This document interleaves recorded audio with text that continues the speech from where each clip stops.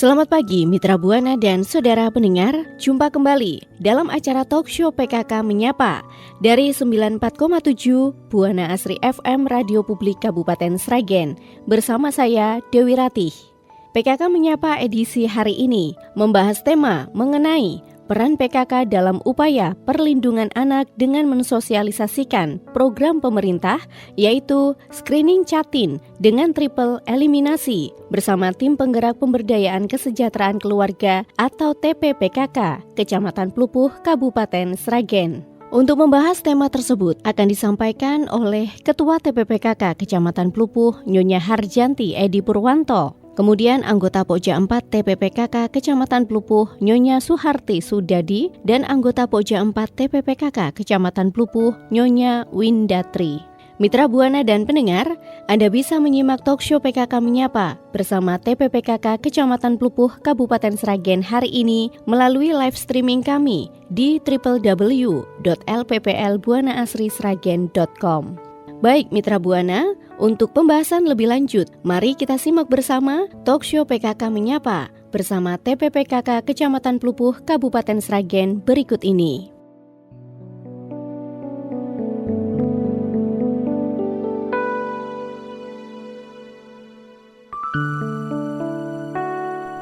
Assalamualaikum warahmatullahi wabarakatuh dan salam sejahtera untuk kita semua. Selamat pagi para pendengar radio Buana Asri dimanapun berada. Sebelum kami menyampaikan materi, terlebih dahulu kami mohon izin untuk memperkenalkan diri. Saya Ibu Harjanti Edi Purwanto selaku Ketua TPPKK Kecamatan Plupuh dan saya ditemani oleh ibu-ibu cantik anggota PKK Kecamatan Plupuh yaitu Ibu Suharti Sudadi dan Ibu Windatri selaku anggota PKK Pokja 4 Kecamatan Plupuh. Kami semua pada hari ini akan menyajikan materi dengan tema peran PKK dalam upaya perlindungan anak dengan mensosialisasikan program pemerintah yaitu screening Catin dengan triple eliminasi. Semoga pada hari ini semua dalam keadaan sehat, semangat, jangan lupa selalu istiqomah dalam beribadah agar kita tetap terhindar dari berbagai penyakit apapun. Tetap jaga kebersihan, mencuci tangan, dan berperilaku hidup bersih dan sehat (PHBS). Sebagai anggota PKK, kita punya peran dalam upaya perlindungan anak yaitu dengan sosialisasi program pemerintah yaitu screening Catin dengan triple eliminasi. Nah, sebenarnya apa sih yang dimaksud dengan screening Catin dengan triple eliminasi? Oke, terima kasih Ibu. Pertanyaan yang sangat bagus sekali. Saya akan mencoba menjawab. Kalau dulu pemeriksaan triple eliminasi itu hanya diberikan kepada ibu hamil saja. Nah, sekarang adanya program baru bahwa screening triple eliminasi juga diberikan atau diberlakukan bagi pasangan calon pengantin.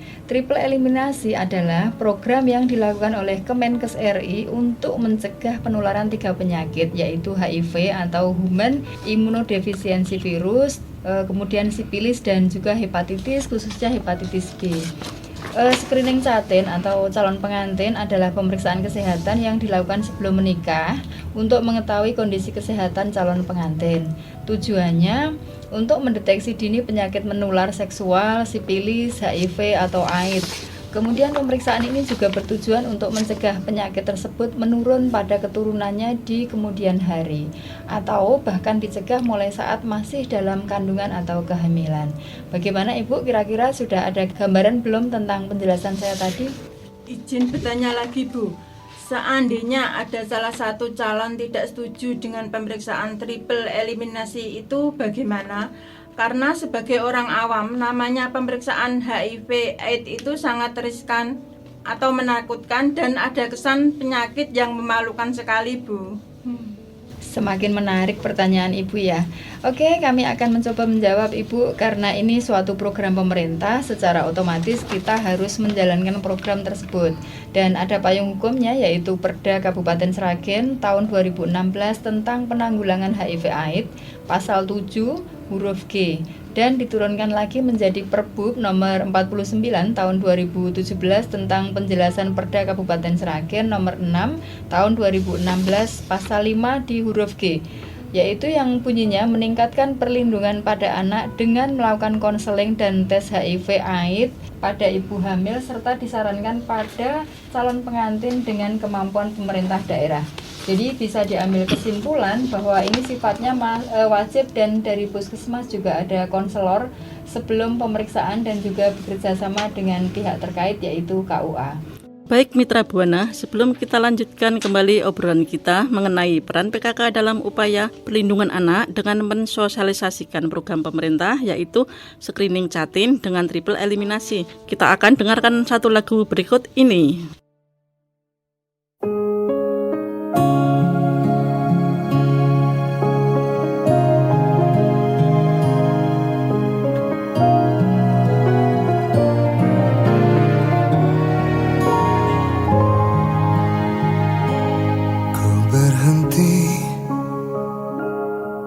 Batas ini antara cinta dan mimpi bersamamu. Aku sadari kini bahwa memang hatimu bukan untukku. Ku kembali kepada sunyi. Ku ikhlaskan semua pada takdir. Tuhan pasti tahu yang terbaik untukku. Tenanglah hatiku,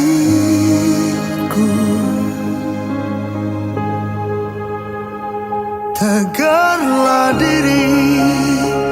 Walaupun perih, berjalanlah lagi sejauh mungkin,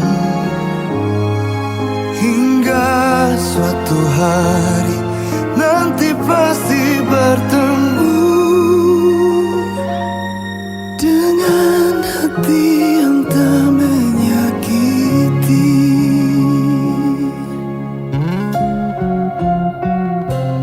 Ku genggam hati yang sakit ini, memang suratan tak bisa ku memaksa. Tuhan pasti tahu yang terbaik untukku. Tenanglah hati, tegarlah diri. Walaupun perih, berjalanlah lagi sejauh mungkin, hingga suatu hari nanti pasti bertemu dengan hati yang tak menyakiti.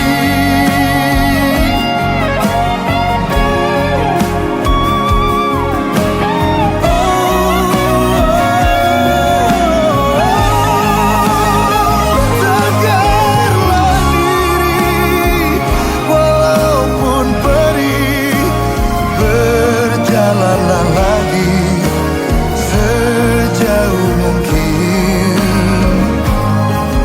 hingga suatu hari nanti pasti bertemu dengan hati yang tak menyakiti. Kepada hati aku katakan, jangan jatuh lagi ke hati yang salah, hingga suatu hari nanti pasti bertemu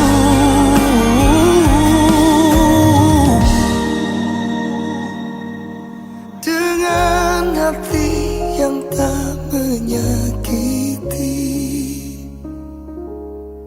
dengan hati yang tak menyakiti.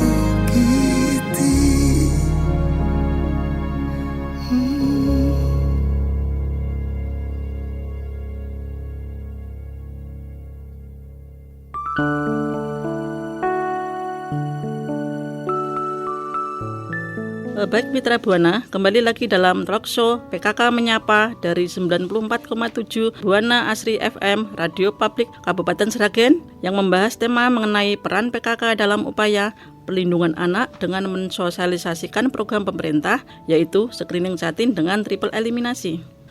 Kalau tadi sudah dijelaskan mengenai pemeriksaan triple eliminasi, nah ini mohon maaf Bu bertanya, kira-kira itu nanti misalkan ada salah satu calon pengantin hasilnya ada yang tidak sesuai harapan, bagaimana ya Bu ya?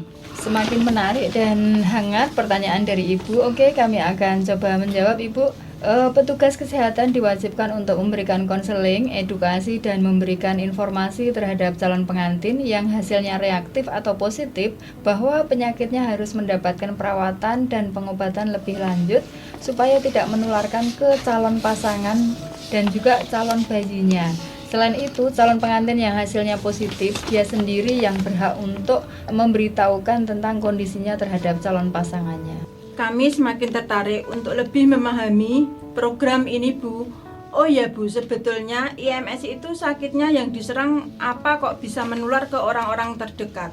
Baik, saya juga semakin tertarik dan sedikit mengulasnya nih Bu nggih. Baik, saya coba bantu untuk menjawab. Kalau HIV itu adalah penyakit yang menyerang sistem kekebalan tubuh di mana penderita HIV itu sangat rentan dan sangat mudah sekali terkena sakit. Meski penyakitnya itu ringan seperti batuk, pilek, gatal, diare, namun bagi penderita HIV itu sudah sangat berat.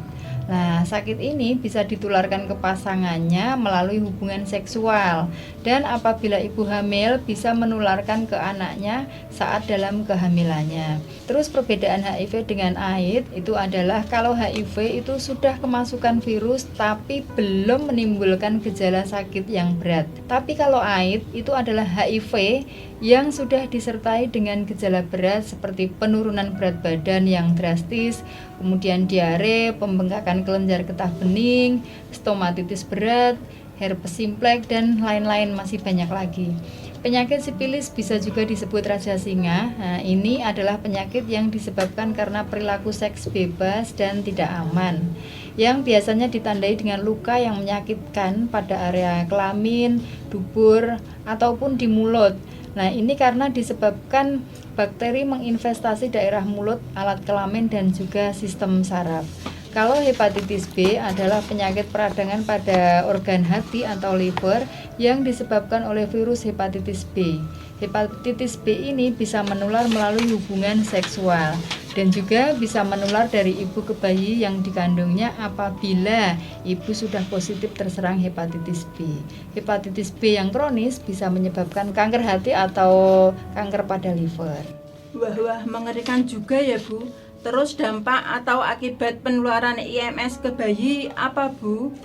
Nah ini Bu, kenapa screening pada calon pengantin ini sangat diperlukan? Karena memang dampak yang ditimbulkan serius dan mengerikan. Kalau bayi tertular HIV artinya dia dari sejak dalam kehamilan dia sudah membawa sakit bawaan atau kongenital.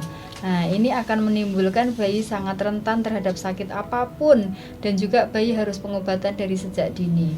Lebih ngeri lagi kalau bayi yang tertular sipilis, dia akan mengalami kebutaan sejak dalam kandungan. Nah, ini lebih mengerikan. Begitu pula kalau tertular hepatitis B, anak akan rentan kena kanker hati. Pertanyaan terakhir Ibu, misalnya apa yang bisa dilakukan untuk mencegah semua penyakit tadi?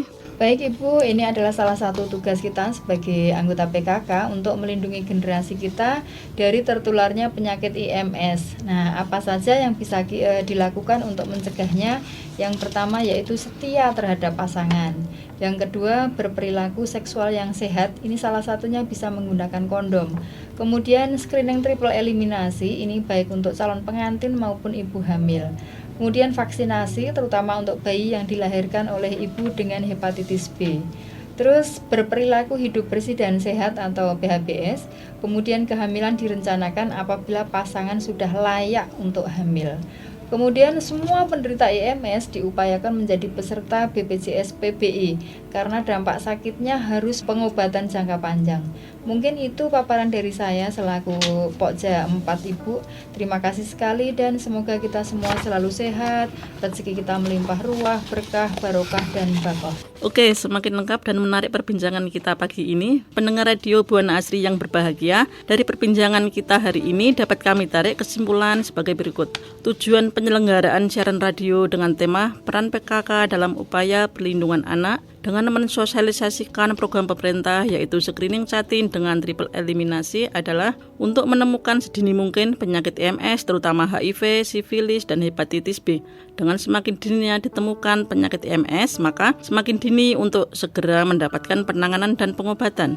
Kemudian dengan ini ditemukannya penyakit IMS pada jatin, maka sedini mungkin penularan kepada pasangan maupun anak bisa dicegah. Kehamilan bisa diprogram kalau sudah benar-benar layak untuk hamil. Semua penderita IMS diupayakan untuk menjadi peserta JKN atau BPJS karena pengobatan jangka panjang. Obat gratis ditanggung oleh pemerintah.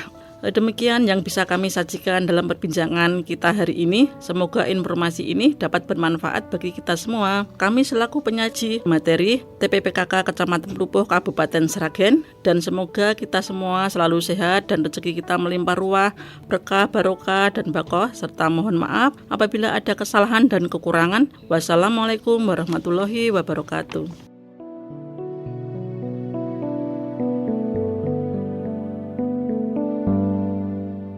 Demikian Mitra Buana dan Saudara pendengar, PKK Menyapa edisi hari ini dengan tema Peran PKK dalam Upaya Perlindungan Anak dengan mensosialisasikan program pemerintah yaitu screening catin dengan triple eliminasi bersama TPPKK Kecamatan Plupuh Kabupaten Sragen. Semoga bermanfaat. Sampai jumpa dalam acara PKK Menyapa edisi selanjutnya. Saya Dewi Ratih dan segenap tim yang bertugas mengucapkan terima kasih kebersamaan dan perhatian Anda. Selamat pagi.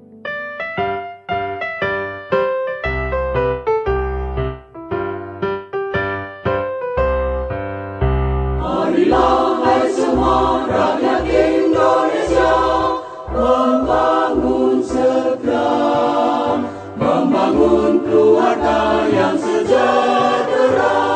Dengan PKK, hayatilah dan amalkan Pancasila untuk negara. Hidup gotong royong, makmur pangan dan sanam, rumah sehat sentosa.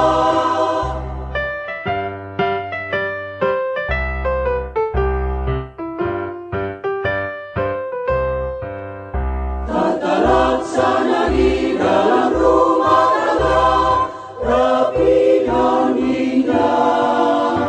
Inilah putra berpribadi bangsa, terampil dan sehat. Kembangkan koperasi, jagalah